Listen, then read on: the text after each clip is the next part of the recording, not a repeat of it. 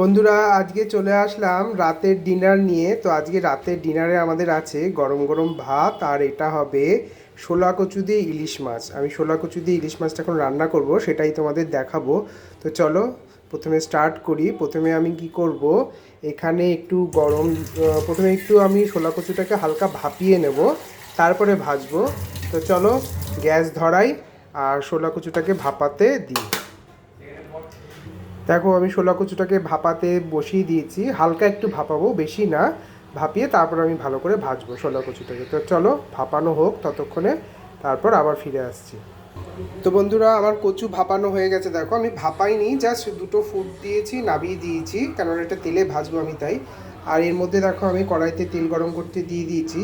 এবার তেলটা গরমও হয়ে গেছে আমার। আমি সামান্য এর মধ্যে কালো জিরে ফোড়ন দেবো। কালো জিরে ফোড়ন দেওয়ার পর এবার আমি একটা একটা করে কচু দিয়ে ভেজে নেব।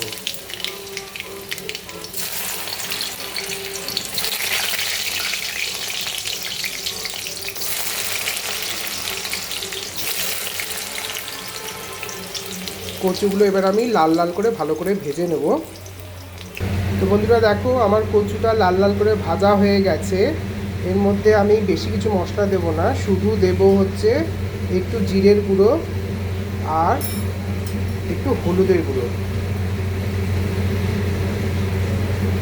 আর দেবো সামান্য কাঁচা লঙ্কা বাটা। সামান্য না, এবার যে যেরকম ঝাল খায়, আমরা একটু ঝাল খাই তাই আমরা কাঁচা লঙ্কা বাটাটা একটু বেশিই দিলাম।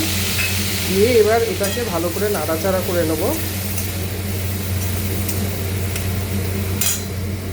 দেখো এখানে মশলা কষানোর কিছু নেই, শুধু জিরে আর লঙ্কার গুঁড়োটা একটু হলুদটা যা একটু ভাজা ভাজা হবে। তা খুব বেশি ভাজা ভাজা হওয়ার আগে আমি এই মাছের পিসগুলো তেলের মধ্যে দিয়ে দিচ্ছি এক এক করে।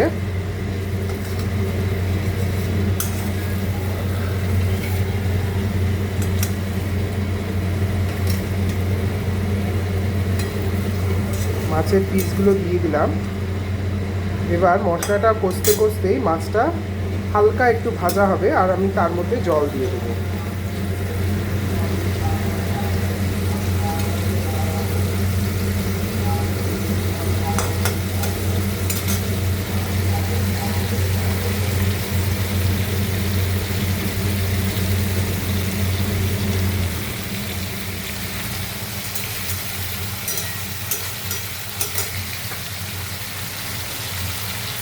দেখো বন্ধুরা 1 মিনিট মতো আমি রেখে মাছটাকে এবার আমি জল দিয়ে দিচ্ছি কড়াইতে।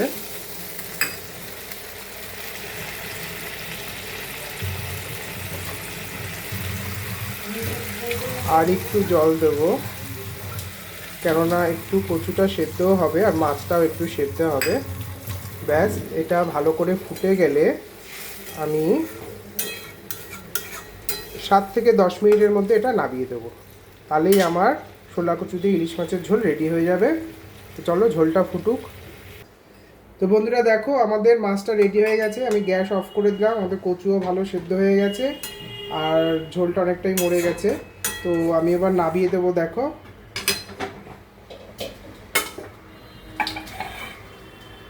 তো দেখো বন্ধুরা আমার রেডি শোলা কচু দিয়ে ইলিশ মাছ। খালি গরম ভাত হতে দেরি, গরম ভাত হলেই ব্যাস আমরা খেতে বসে যাব। চলো টাটা, গুড নাইট।